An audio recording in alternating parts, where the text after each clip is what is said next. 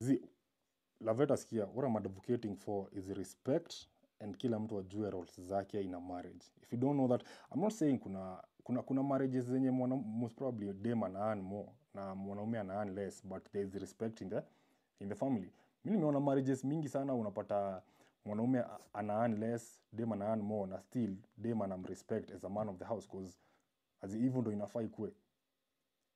Mi semi usote, but nasema respect your man, as in play your feminine roles, I play my masculine roles. But sa ukianza kuplay masculine roles, most women wanasemaga mnaenda 50-50 kwa marriage. 50-50 kwa marriage. But still, the man is paying all the bills. Sa hapo 50-50 kwa wapi? Taya ikikuja na change, as in, I don't know. Laveta unasema aje? Kaluma boy unasema aje? So, mi semi ati dem asote.